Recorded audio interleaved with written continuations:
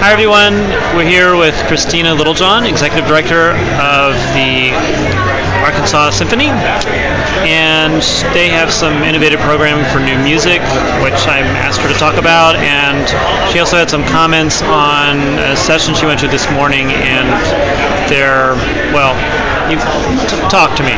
Okay. Well, it was a session on patron growth, and one of the things I was talking about was the concert experience is so important to people coming back and back, and it's really all about music and the concert experience. And that when they looked at the repertoire that people enjoyed at the concerts, music by living composers and 20th century music ended up at the very bottom of the scale. That what was most popular was classical and romantic, Russians and romantic time period. And again, they weren't saying that you should not program it, but I have to say, in Arkansas Symphony, we are passionate believers in music by living composers and cannot wait for our next season when we have composer Dana Bernard Romaine, DBR, and Michael Torkey. But what's essential to this is that both of them are going to be in residence, working with kids. DBR is going to be working with Central High, our youth orchestra, and some really neat programs ahead of the concert.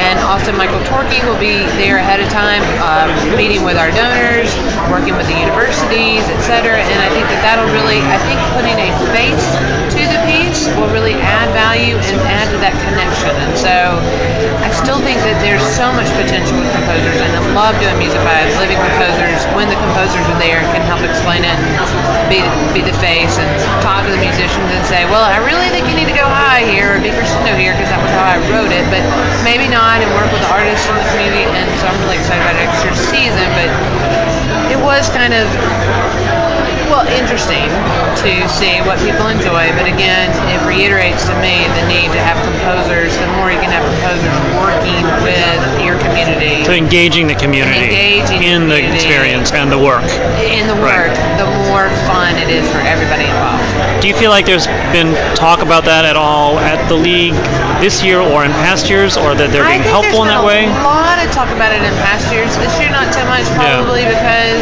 everybody's in financial crisis. I mean, we are in a situation where we have a lot of orchestras that have filed for Chapter 11 bankruptcy, and so it's hard to talk about new music right now. We're looking more at financial models and this, that, and the other. But that said, I still think that about the music. Do you think new music can fit in with the increase in improving the bottom line, or does it automatically anti-bottom line?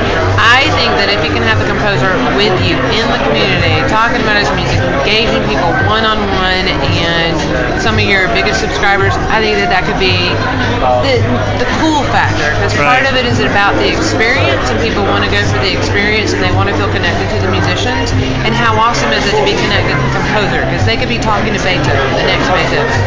And so I do feel that it is, but I think it'll be hard because I think composers will need to show up and be there and build that, be the star, and let people touch their cloaks and rub their shoulders with the composers, but to get a real sense. But I think composers have a real place. But I do think that it's I think it'll enhance it more and make it more viable if the composers can really be there and engage with the donors and the patrons. And I think that could have a real place in the innovation.